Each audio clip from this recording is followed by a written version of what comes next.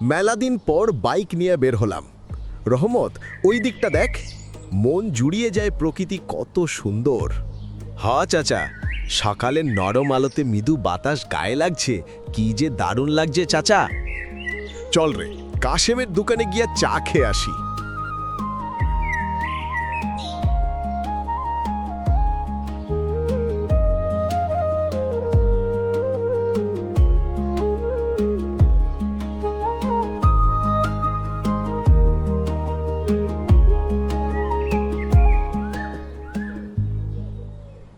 কিরে কাশেম, তোর মন খারাপ কেন?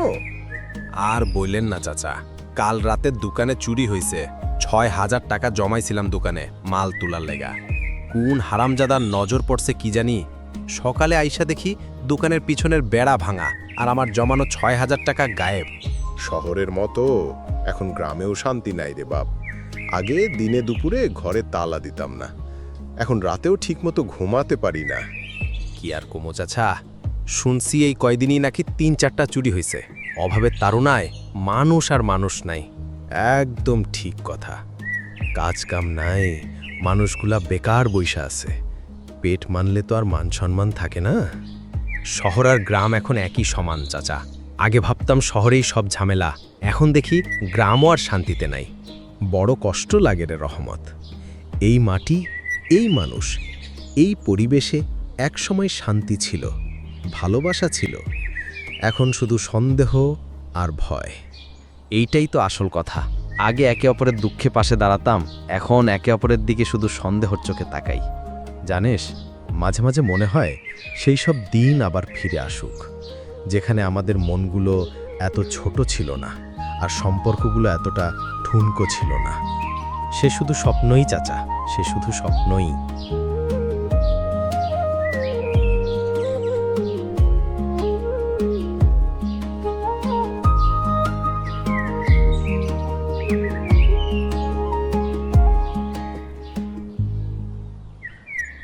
দাদিমা, তোমার ছোটবেলার গল্প বলো না, কেমন ছিল তখন?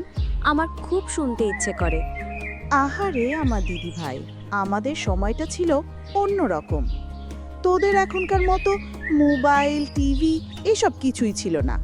সন্ধে হলেই উঠোনে মাদুর পেতে বসে পড়তাম সবাই। হ্যারিকেনের আবছা আলোয় বই নিয়ে বসতাম পড়তে। দাদিমা, তোমরা সারাক্ষণ পড়তে, তাহলে খেলাধুলা করতে না বুঝি? আরে বাবা, খেলাধুলা কেন করব না? আমাদের খেলাধুলা ছিল আরও মজাদার। মাঠে গিয়ে খেলতাম লুকোচুরি, গোল্লা ছুট আর ডাঙ্গুলি। বিকেল হলেই সব ছেলেমেয়েরা একসাথে মাঠে ছুটতাম। এখনকার মতো মোবাইল গেম বা কম্পিউটার ছিল না তো, তাই শরীরচর্চাও হয়ে যেত। আর মেয়েদের জন্য পুতুল খেলা ছিল ভীষণ প্রিয়। গাছের ডাল ভেঙে পুতুলের ঘর বানাতাম আর বাগান থেকে ফুল এনে সাজাতাম। পুতুলের ঘর? বাহ, খুব মজা হতো নিশ্চয়ই। হ্যাঁ রে, খুব মজা হতো। আমরা বন্ধুরা মিলে মাঝে মাঝে পিকনিক করতাম। সবাই নিজের বাড়ি থেকে রুটি, আলু ভাজা বা পিঠে নিয়ে আসতাম। তারপর গাছের নিচে বসে গল্প করতে করতে খেতাম। সেই দিনগুলো মনে পড়লে এখনো হাসি পায়। কোনো মজার ঘটনা বলো না দাদিমা, দুষ্টুমি করতে বুঝি? দুষ্টুমি? ওরে বাবা, সে এক কাণ্ড হয়েছিল একবার। আমরা দল বেঁধে আম চুরি করতে গিয়েছিলাম পাড়ার পেছনের বাগানে। যেই না গাছে উঠেছি, তখনই বাগানের মালিক কাকা এসে হাজির। আমরা তো ভয়ে গাছের মগডালে লুকিয়ে পড়লাম। নিচ থেকে কাকা অনবরত বকা দিচ্ছিলেন, কিন্তু আমরা ভয়ে নামতেই পারছিলাম না। তারপর কি হলো? তারপর কি আর, শেষ পর্যন্ত আমাদের বাড়ির একজন চাচা এসে কাকাকে অনেক বলে কয় শান্ত করলেন। তারপর মগডাল থেকে আমাদের একে একে নামিয়ে দিলেন। সেদিন যে কি লজ্জা পেয়েছিলাম, ভয়ে সারা শরীর কাঁপছিল, আর কাকার বকা শুনে কান লাল হয়ে গিয়েছিল। দাদিমা, তুমিও এমন দুষ্টুমি করতে? খুব মজার ছিল তোমার ছোটবেলা। হ্যাঁ রে দিদি ভাই, ছোটবেলাটা ছিল এমনই, অনেক সরল, অনেক সুন্দর।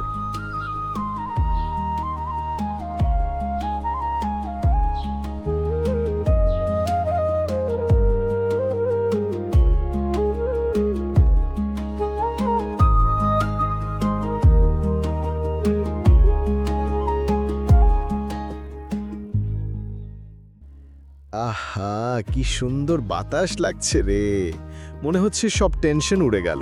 হ্যাঁ রে, লঞ্চের সামনে ডেটি দাঁড়িয়ে বাতাস খাওয়ার মজাই আলাদা। ছোটবেলায় বাবার হাত ধরে লঞ্চে চড়তাম, তখনও এমনই মনে হতো। আমি তো ছোটবেলায় একবার মাত্র লঞ্চে চড়েছিলাম, এখন আবার মনে হচ্ছে তখনকার সেই দিনটা ফিরে এসেছে। নদীর পানি, বাতাস সব মিলিয়ে অন্যরকম শান্তি। নদীর সাথে আমার আসলেই অনেক স্মৃতি জড়িয়ে আছে। গ্রামে থাকতাম, প্রায়ই খেয়া নৌকায় পার হতাম। এখন এই বড় লঞ্চে দাঁড়িয়েও সেই দিনগুলো মনে পড়ে যায়। তাইলে তোকে নদীর ছেলে বলা যায়। তবে সত্যি বলছি, নদীর বাতাসে একটা জাদু আছে, শহরের ধুলো, ধোঁয়া, শব্দ সবকিছু ভুলিয়ে দেয়। একদম ঠিক কইছিস। আর তোর মতো বন্ধু থাকলে সেই আনন্দটা দ্বিগুণ হয়। তাই তো, চল আজ এই বাতাসে দাঁড়িয়ে প্রতিজ্ঞা করি, জীবনে যত ব্যস্ততাই আসুক, মাঝে মাঝে একটু সময় বের করে নদীর কাছে ফিরব। একমত। এই নদী আর বাতাস আমাদের সব সময় মনে করিয়ে দেবে আমরা কতটা ছোট আর প্রকৃতি কতটা বড়। দাদি দেখো, ওইদিকে এত বড় নদীতে ছোট্ট একটা নৌকা। নদীতে মাছ ধরা জেলেরা খুব সাহসী হয় রে। রোদ বৃষ্টির মধ্যেই নদীতে মাছ ধরে। অনেক পরিশ্রমী হয় জেলেরা। বহুদিন পর যাচ্ছি গ্রামের বাড়ি, তাই না? আম্মায় মেলা খুশি হইব আমগরে দেখলে। বুবু, এইবার আমরা বড় খালার বাড়ি বেড়াইতে যামো কইলাম। দেশে তো আসা হয় না সহজে, সবার বাড়ি ঘুরা যামু। আম্মারে কমু চিতই পিঠা বানাইতে। ঢেকিতে বানানো চালের গুঁড়ি দিয়ে চিতই পিঠা অন্যরকম স্বাদ। ভাইজান, চলেন নাস্তা কইরা আসি। দেখ কত সুন্দর মায়া জড়ানো প্রকৃতি, যত দেখছি মুগ্ধ হয়ে যাচ্ছি। ভাইজান, নদীর দেশের মানুষ আমরা। এই নদীর লগে আমগো একটা গভীর সম্পর্ক আছে। পদ্মা, মেঘনা, যমুনা আরও কত অসংখ্য নদী জালের মতো ছড়িয়ে ছিটিয়ে আছে। বাড়িতে যাওয়ার পর তুই, আমি, রহিম, কামরুল, কাশেম সবাই মিলে নদীতে গোসল করব। নদীর পানিতে সাঁতার কাইটা গোসল করার মজাই আলাদা।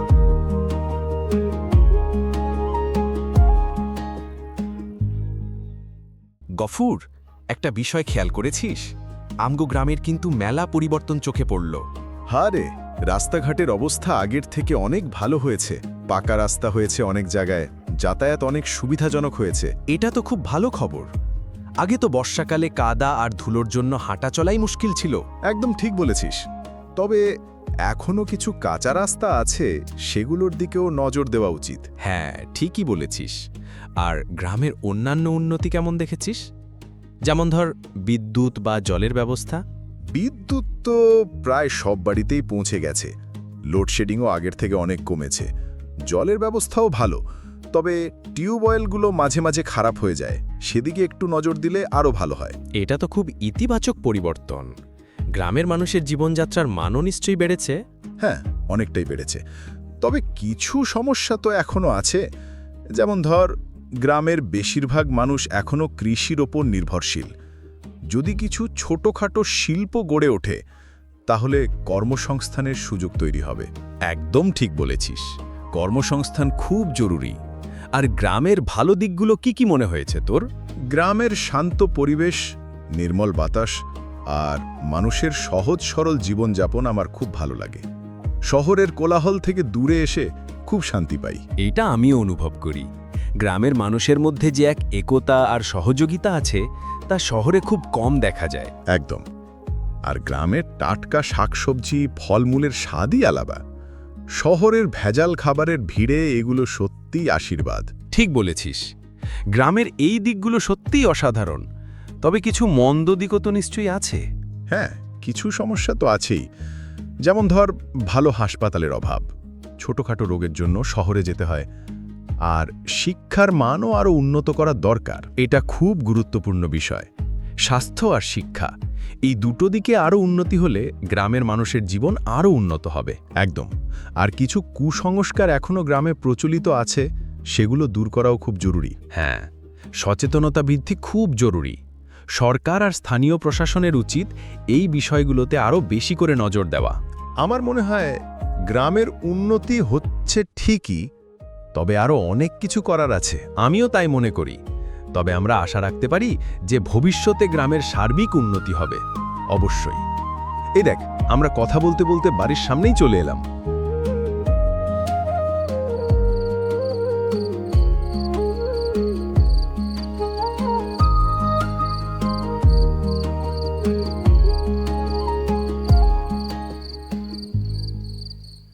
দাদা যান আসার সময় কোনো কষ্ট হয়নি তো?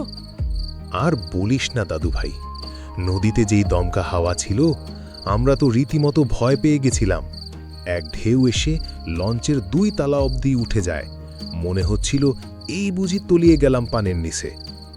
দোয়া কালাম পড়ছিলা? দাদি জানপু এমনিতেও ভীতু। আর বলিস না, আমি তো ভয়ের চোটে শেষ। এই বুঝি পরান্ডা বেরুলো। আমার কান্না দেখে কে? আল্লাহ আল্লাহ করতে করতে প্রায় 2 ঘন্টা পর নদীর পানি শান্ত হইল। আমি তো ওয়াদা করছি আর আসবো না লঞ্চে করে তোগো বাড়ি। দাদি যান, তুমি এত ভীতু কেন?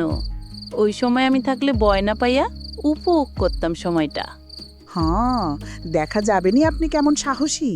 সুখে থাকলে এমন সবাই বলে, বিপদে পড়লে বোঝা যায় কার সাহস কত বেশি।